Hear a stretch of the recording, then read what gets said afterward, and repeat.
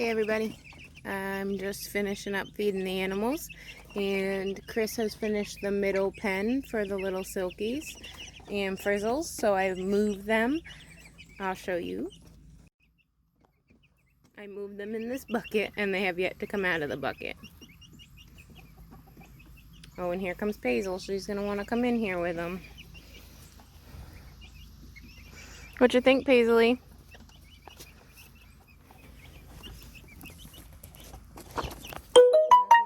Basket of birds. It just shuts, baby. There you go.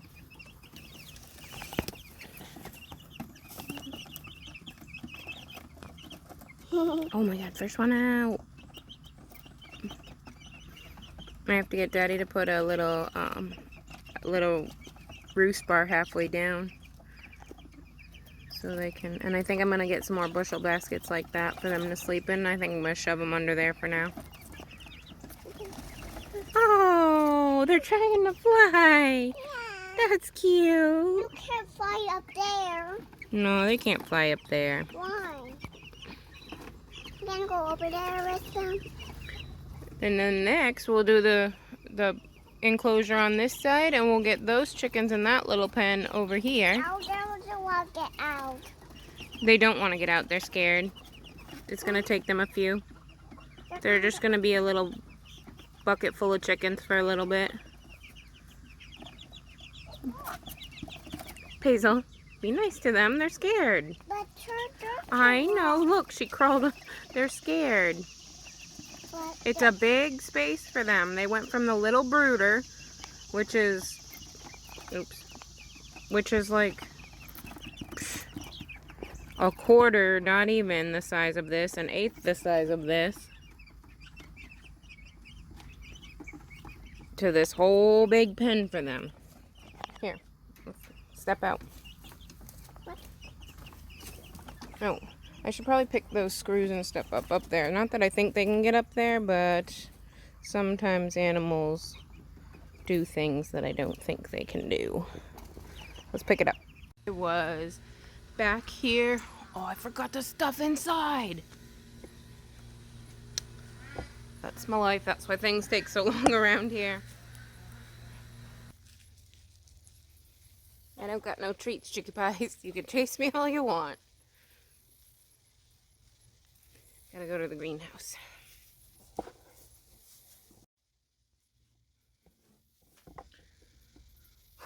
Everything's dying in the greenhouse. Except for the tropicals. They love it.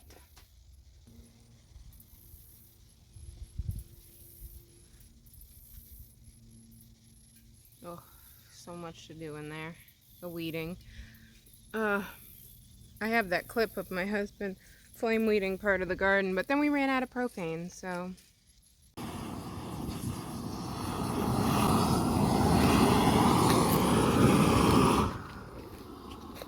come on. It's coming out this end. There's fire out of there. It's okay. I'm not going to get you. I'll move out of the way. How about that?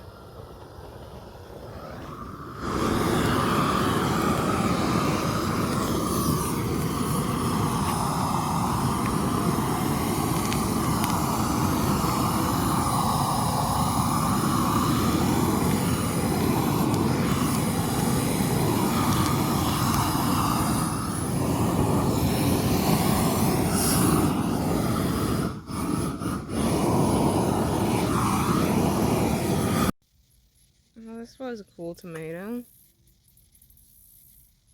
I don't even know if you can, it's probably too sunny to see anything. Let's find some shade for a minute. Oh, yeah. Coolest tomato in the garden. No, it's not. It's look-yucky. No, not gonna do it. Thought about it. I'll give it to the chickens. Here, Chicky Pies. Hey, Mutty. Want a tomato? I do have to weed, though, because they're out of there. There's a pile over there of, when I weed, I throw them all the fresh greens. Cicadas. You know, I don't even notice them anymore. And everybody's like, oh, I hear the cicadas in the background. I'm like, oh yeah, those things. Forget they're here.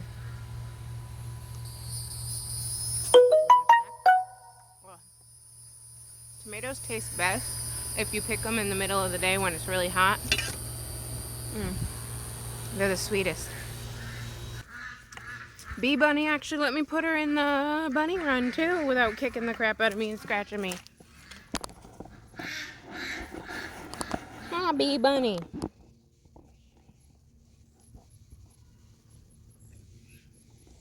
Her and Love Man in there eating the grass. They got their ice pack bed.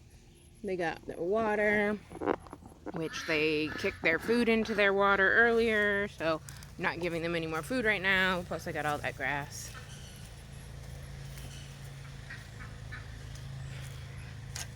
Okay, want to see what I did with the mailboxes? Does anyone ever have a problem with you're out in the garden and you're like using your scratching tool to pull up weeds and stuff, and you notice that there's some dead branches, and then you're like, oh man, I gotta go get my clippers?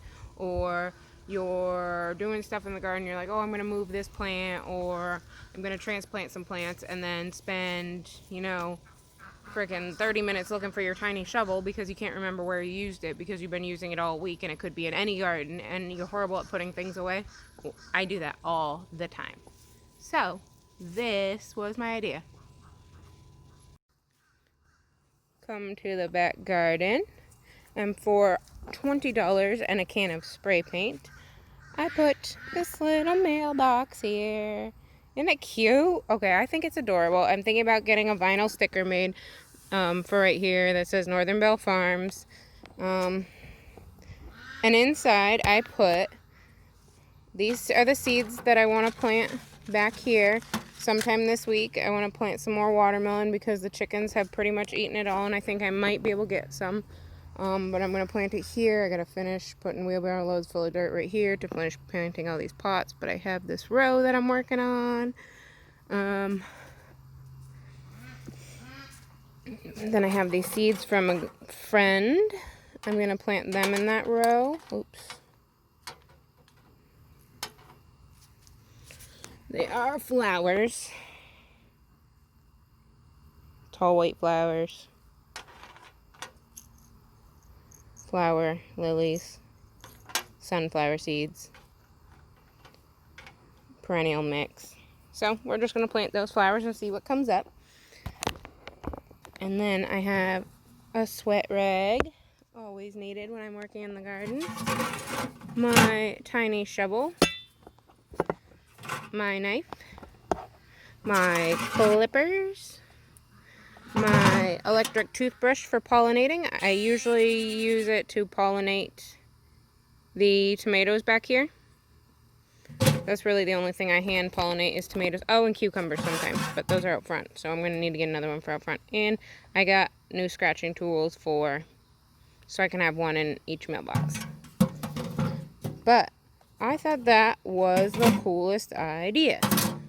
See, now I have everything I need in here, and I don't have to go searching for it, looking for it, trying to find stuff.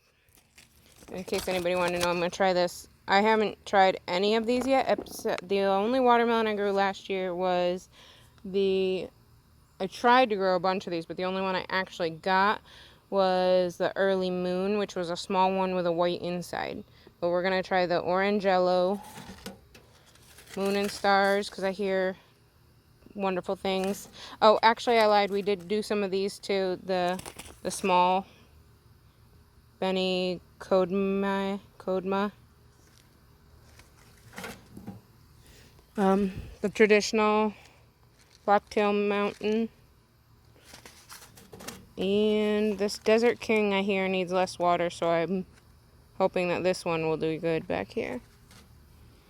And then we'll put these flower seeds back here, and as soon as I finish moving all the dirt, I will broadcast those. But that is my little mailbox to keep all my tools in. Sweet, coolest idea. Okay. I was back here cleaning out the bunny house and putting it on the new flowers that I just planted back here. I slid this chicken tractor back so they have new stuff to dig through. Here's my other mailbox. I have to go take it up front now and put all my other tools in that. And then a check-in on these babies. This is the half of the coop, I guess. Maybe more like a third of the coop.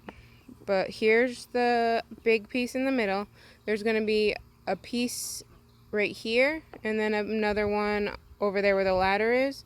And they'll be almost as big as this one, only like maybe a foot shorter. Or maybe if we have enough wood, I can convince my husband to do them all that size. And then we're going to have little doors so it can all be one big run for all of them, except for in springtime when we breed them and we want specific breeds, then we can close it off and we can move whoever we need to move wherever so we can get specific breeds of chickens. This is a big thing because we haven't been able to do that yet. And here is the cutest thing. Paisel loves the chickens. You know, my daughter Paisel, who's always in the videos. She's my garden girl. And so Chris had put this lock on this morning, and he said he finally put a lock on for me. So this is a lock for me. And then he said there's a lock for Paisel so she can get used to locking in her chickens. So it's really like her coop. Hey, chickie pies. We have to we're going to build a roost bar right here since there's going to be a whole nother part on the other side. Their nesting boxes are right there with a little roost bar in front. But we're going to put a bigger roost bar right here from by the stump that goes up to right there so that they can all roost away from the boxes, because that's one of the downfalls in our big coop is that the roosts are right next to and above the nesting boxes, so they get really dirty and it's really bad. I have to clean them out like every day now, whereas I used to be able to do it every other day. Now I have to do it every day. Oh, they're gonna fight about it. So in here right now we have frizzles, as you can see. We've only named one.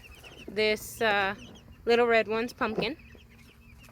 Anybody have any good ideas? We usually name groups of chickens, like we have our white leghorns, and we name them Bobines because we have a cat that's named Bobine. Her name's Athena, but we call her Bobine. So, anybody have any good names that we can call the little white frizzles? And then we have red frizzles. They're supposed to be Cochin Bantams and red silkies.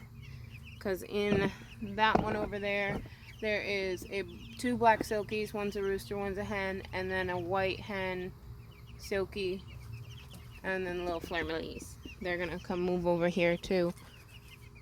And we're going to have them in one of the bays next door until they all get used to each other. And then we'll open it up and all the little chickens can be together. It'll be little chicken paradise. Oh, little chicken. What should your name be? Do you know? Let me know. I have to put pine shavings in these nesting boxes.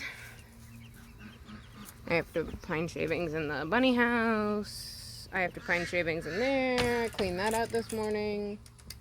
Oh, I should only do the bottom lock for Paisel, huh? And I'll just only do the top lock at night. That's what Chris said. The top lock's for at night and the bottom lock's for Paisel. I think we have one more broody. Ouch. Whoever thought that sweet gum trees were awesome, you obviously don't have a bunch in your yard. Because they leave all these little gum, we call it their gumballs. They are these little spiky balls. Let me put the basket down. These little spiky balls. Okay? And when you have bare feet, you step on every single one of them.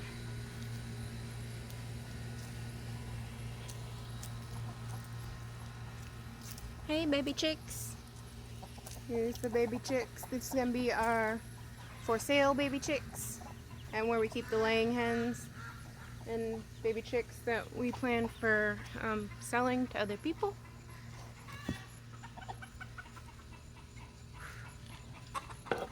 We have to hook up the hose to it, but here is the automatic waterer my husband made.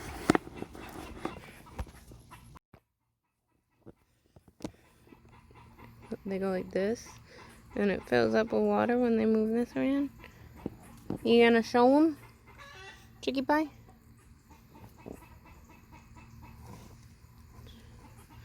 I've already checked and watched them and made sure they understand how this works, and most of them I've seen do it. So, and the wind blows and shuts the door, and they're like, "Oh no, we're trapped." You're not trapped, guys. You're not trapped. Why are you all in this one corner? Is there something great about this corner? Probably just because it's shaded and sandy, so they can dust bath over here and be cool.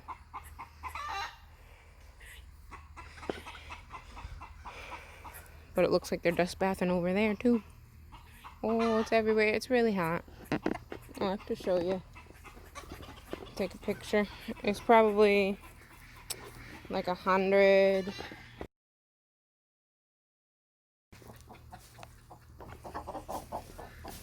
There's the babies and the coaching mamas. And the coaching mamas and silkies are the only chickens we've had go broody so far. Oh, and one. Oh man, here we go. And an Australorp. But yes, Peaches. This is Peaches. But I'm pretty sure she is broody, so I shoved 20 eggs under her. So we'll be expecting, I'm gonna see if she's here tomorrow, and if she's here tomorrow, I'm gonna write a date on them so we'll know. And then in 3 weeks, we should have babies.